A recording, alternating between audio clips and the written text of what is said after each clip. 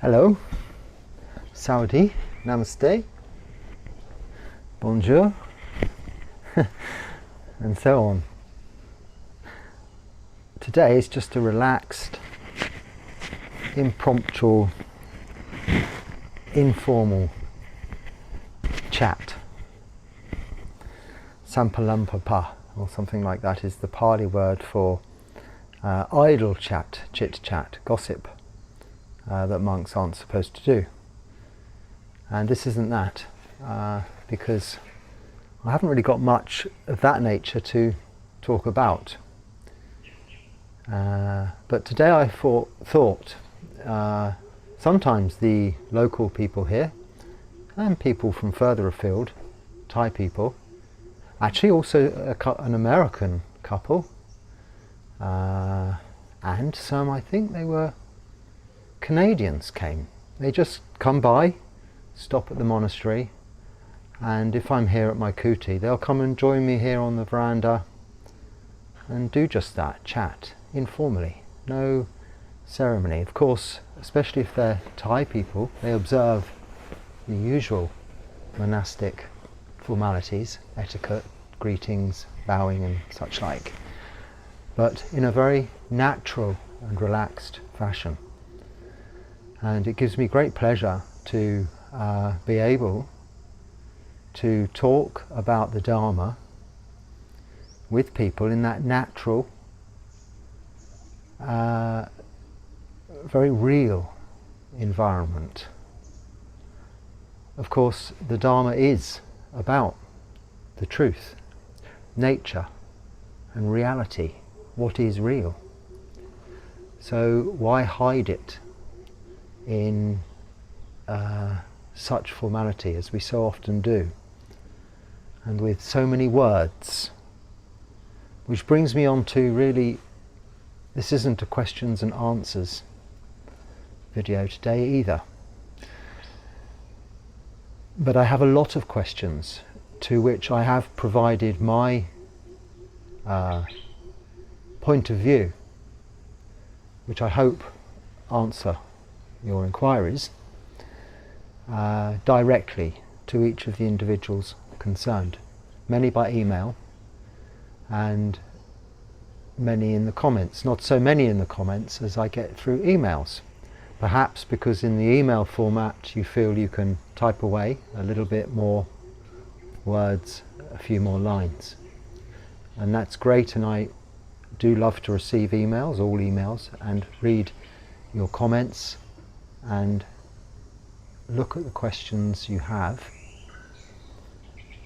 But I notice there is a tendency, very much generally speaking, in possibly most religious or spiritual circles, but this is my experience. So from this experience of Buddhism, many people with many years in the practice, and also who are very new to the practice, seem to really overthink. I don't mean that critically, I mean that in fact it's a compliment. It's great that you really look in depth into the Dharma. But the Buddha's teachings are really so simple. Every question can be answered simply by, well, if it's a question about practice, the answer is, well, if you practice Sila, Samadhi and Panya, your practice will be fruitful. So it doesn't matter how long the question is, that is the same answer. And reading the suttas, you will see many different stories, tales, versions, 84,000 suttas, really explaining the same thing, that there is suffering and an end of suffering. And this is what we have to know, just that. So whether that's related to all of these other esoterical, weird and wonderful, mystical, spiritual experiences, which are all just phenomena in our lives and can be equated to even dreams, or real life experiences as far as we experience them from seeing, hearing, smelling, tasting, touching, and then thinking. And this thinking, when is prevarication on a point, can lead on and on and on, like a Google wormhole. When you open a link, having asked a question, and you go to another thing, to another thing, to another thing, it can be endless.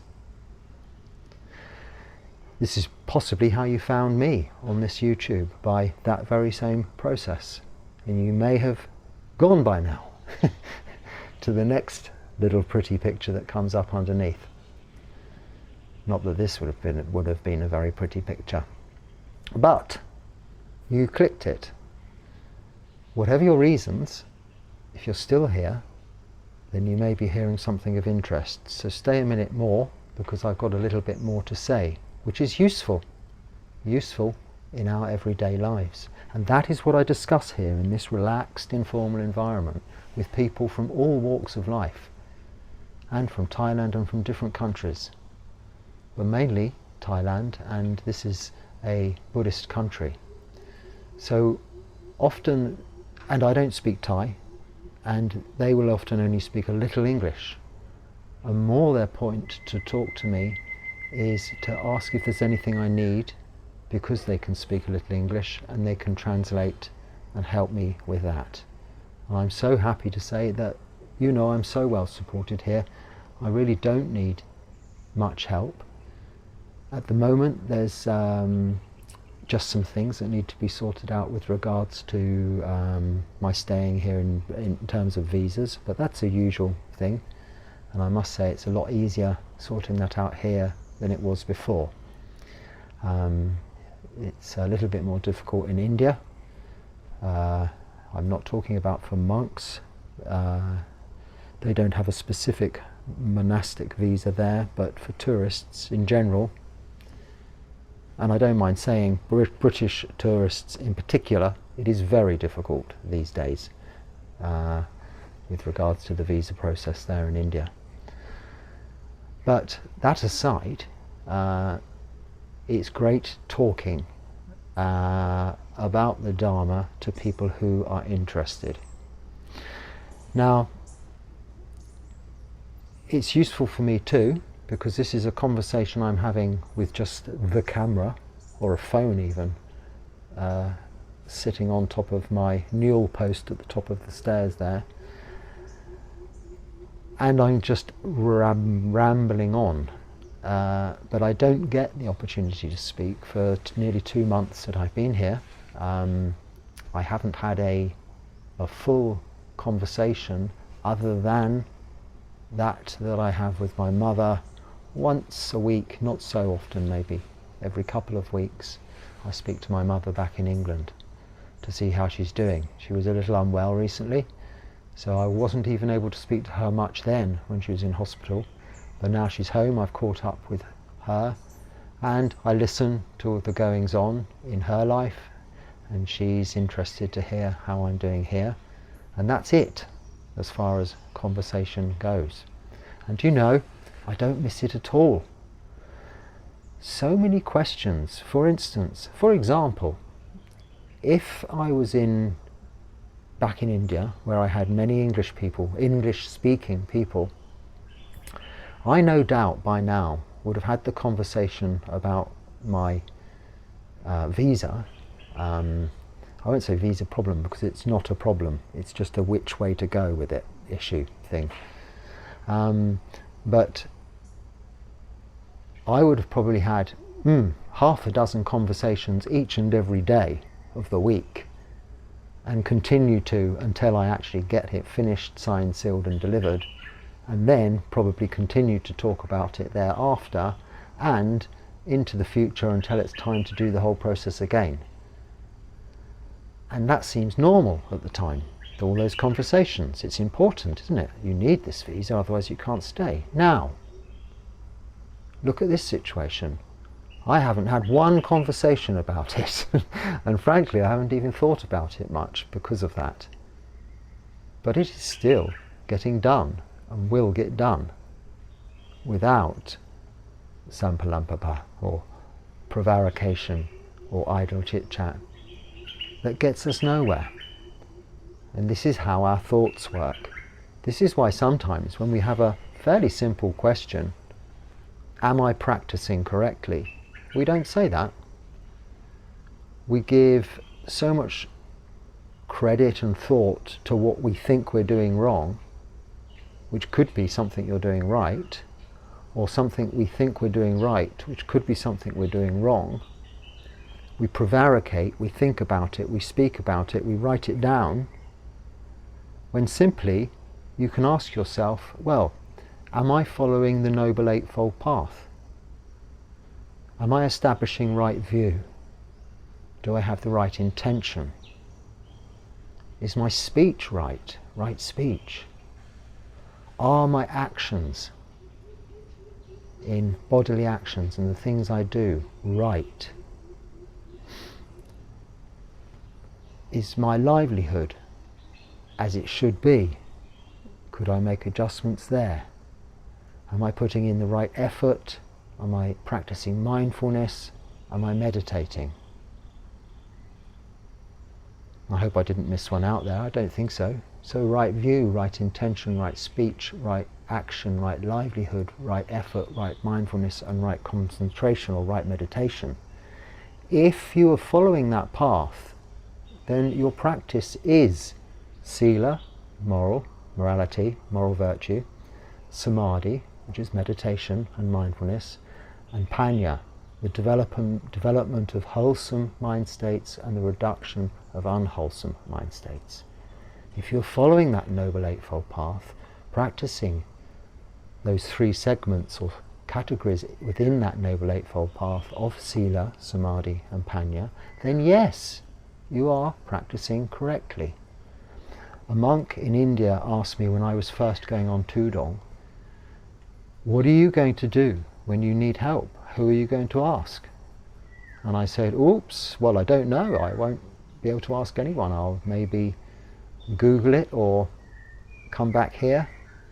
And he said something very wise to me. He said, if you just refer to the Noble Eightfold Path, you can't go wrong.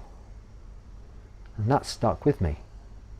Because whenever I have anything to make a decision about, which way to go, one way or the other, yes, there is the answer that I said in this previous video, that if in doubt, do nout. So if you're not sure, don't do anything, and the answer will come along. Yes, to some extent that is in accordance with the Noble Eightfold Path. Right view, right intention. And it's also usually the most virtuous way, rather than jumping in without thought, without care, without consideration. But one can, if you need to make a decision, refer to these 8 points of the Noble Eightfold Path, and your answer is there. And within each section, your answer is there. So within right speech, for instance, overall it's right speech. But then you can break that down. In terms of sila, it comes under harmfulness, harmful speech, which could encompass just basic harm in its entirety, or lying, for instance. Both would come under the category of not being right speech. But right speech covers all things. What isn't right speech is divisive speech, or what we started off by saying, idle chit-chat. Just unnecessarily talking about, say, the weather or football. If it's important to the person you're talking to that they discuss the subject, whether it's football or weather, then that is different. But if just because you have nothing better to say and can't think of anything to say, you speak aimlessly about a subject that first comes to mind, then I know it's difficult, but it is better to remain silent and enjoy that person's company naturally. It's hard to do, I know, but try it. So next time, in England we have an expression, and I think in America also, probably all English-speaking countries, a pregnant pause. I'm not quite sure why it's called that, but I suppose it's because it's I don't know, seems large or it's uncomfortable, I'm not sure. But this is where you're sitting with someone and you're talking, and then, I don't know what to say, they don't know what to say, and there's some silence. And we shy away from that. It's kind of horrific. Imagine if you're on a first date and this happens. Oh, quickly talk about the football or talk about the weather. No, just relax. Watch the breath. Listen. Maybe the person has something to say, maybe they don't. You know what's wrong with that little bit of silence. When you have a comfortable and happy relationship with someone, that isn't a problem. You can drive 100 miles with your husband or wife and not say a word to each other. And you don't, at the end of it, think, wow, that was a very uncomfortable journey. It was a big pregnant pause from when we left home to when we got here. No, it's normal, yes? So this is an example of everyday life where this Eightfold Path, the Buddha's teachings, helps us to understand. But we need that, is it the fourth one? 8, 7, 6 or sixth one? Fifth or sixth one, right effort, right view, right intention, right speech, right action, right livelihood, right effort. Yeah, the sixth one, right effort to maintain those guidelines, yes? So it takes a little effort to not say something sometimes. Now, I cheat a little bit. I live in a country where I can't speak the language, and I live in a place where you won't expect many of those people to speak your language or my language. If I was in a tourist resort, many people would speak English here in Thailand. All the shops and everywhere here, people speak English. But you wouldn't expect people here in my little forest monastery to speak English, just a little bit of school English, which is probably a little bit better than my school French.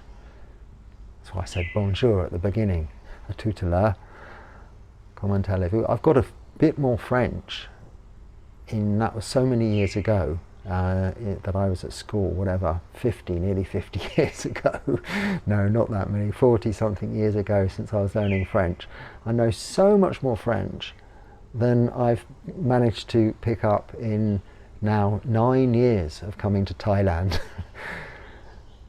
It's an age thing, I'm sure, because I do find it difficult just to learn off rote. And often language learning, I think, is a lot to do with learning lots of words and then putting them together correctly. But even if you can't put them together correctly, if you know the words, I'm sure it can be more useful than not knowing the words. And I don't even know the words here. There is this pronunciation issue here, which is the 5 tones they use. It makes it very difficult. But I'm making excuses, and that is a lack of effort. If my intention was to learn to speak fluent Thai, it would require a lot of effort. You know, and once again, you can apply this to the Buddha's teachings in the Noble Eightfold Path. Any subject. So anything can be answered with Sila, Samadhi, Panya. And then with these more esoterical questions about birth, life, pain and suffering, they're very real, but some of these, let me think. I'll stop thinking and the answer will come. But anything else, so why is that tree growing there? Can be answered with anicca, dukkha, anatta. This is the impermanence, unsatisfactoriness and non-self aspect, or not within our control. With regards to that tree growing there, we do not know why. We know the intellectual reasons behind it. A seed landed, it grew. We know how biologically it grows, and we know its function now as it is, its purpose. It does a lot. It provides home, food, shelter for creatures, and they in turn spread its seed, and you know, this is nature. But why did all this happen in the first place comes under the questions the Buddha said not to really try to bother contemplating, which is, the origins of the universe, the cosmos, before and what will happen after. Why waste this lifetime on such subjects when this lifetime in itself is difficult enough? So we answer all questions with the truth. And the truth is, say, why have I been diagnosed with this particular disease? I haven't, I'm happy to say, but say if you have, is because we are born. And that's it. You may say, well, it's not just it. Yes, it is just it. If you're born, you will be subject to aging, sickness, and death. Full stop. End of subject. You're born, so you must die. This is it, as far as this physical body is concerned. And it's that knowledge that forms right view and answers so many questions, so many complicated questions. So people say, have you read this book? Have you listened to that teacher? Have you watched this YouTube video? Look at this link. Well, no, not really. Or I may have to get to this stage on the way, as we all do with these Google wormholes. But when I ended up at this stage here, when I say this stage, I just mean my physical presence in this place doing this, nothing more special than that. A very simple life in a very simple place, practicing a very simple practice of Sila, Samadhi, Panya. To arrive at that, I didn't need to listen to read or watch or go to all the places that I went to. But yes, it did help me eliminate what I shouldn't be doing and confirm what I thought I should be doing, wanted to do, but wanted to just check under all of the other stones that there wasn't something I was missing. So it was a long process for me to eventually decide to ordain. When I thought about ordination, I was considering it for life, not as a temporary thing. So I kept making excuses. I kept trying all the different ways. I really tried the halfway between lay life and monastic life for a long time. And a friend of mine, we had this conversation quite often with each other, and this was one of those conversations that we had so many times. And in the end, and now in hindsight, the only regret I ever have is that I didn't ordain sooner, because very quickly you then know it's the right thing to do, or I knew it was the right thing to do, without all of those conversations and without all that prevarication and thinking. So here I am. So that is the answer to all those other mystical questions. Anicca, dukkha, anatta. Well, everything's impermanent, unsatisfactory, and out of your control. So, however far you go in your search, and in fact in one of the sutras, the Buddha's answer to a spiritual seeker, let's call him, whom was walking around and around the world, literally. I think it's, a kind of a story, really. It's not necessarily a fact, but you can go, he said, you can go to the ends of the earth, you can go to the ends of the universe. And now we can say to people, well, you can look as long as you like online and watch go through as many links or read as many books or go through as many libraries as you like. All of the answers, the Buddha's words, are within this fathom length bag of skin, which of course contains blood and horrible liquids and bones and flesh and yes, this and that. And it's something we recite every night in our chanting in the 32 parts of the body, that this bag of skin contains all these horrible things. And that is it. That is the body. But that is also which contains this mind, this thinking mind, and also where we inhabit as that who knows what knows, how this life is going on day to day. And it is that where we get our deepest understanding about the meaning of life. This body which shows us aging, sickness, and it shows us its ultimate fallibility and potential to die, and eventually it dies. If we cling on to it too much, then the momentum is there for that citta, as we call it, or mind, that which knows, to propel and find another vehicle to walk around in, another car to drive. That's been discussed in another video. But if we understand it for what it is, we're not surprised when we get an ache here or a pain there. Of course I'm going to get an ache here or a pain there. This morning I had a pain in my knee and I thought, oh no. Because that's kind of really a bad thing when that happens to you as a monk, because it shows you're getting old and you're not going to be able to maybe sit properly. But it was really just this slightest twinge, and it was walking on arms round on this very terribly painful stony floor that I have to walk a mile every day along with bare feet. I'm so much more used to that now than when I came here 2 months ago. I don't really think about it so much, but you are kind of tensing a little bit as you walk along, and it was just a little twinge like that. But it reminded me, and this is where the body teaches us so much, it reminded me that one day, no, that knee, the other knee, both my knees, like my mother's knees in her 80s there, will suffer, and I won't be able to sit. Like I tell all you people, you have to sit for meditation like this. One day I won't be able to. Either I won't make it that long and I'll be dead, or my knees will say, no, you're not sitting like this anymore. Although I've seen monks in their 80s sitting like this, no problem at all. But not all of us are that lucky. And this little twinge was enough to remind me of that impermanence, and not to be surprised when that comes along.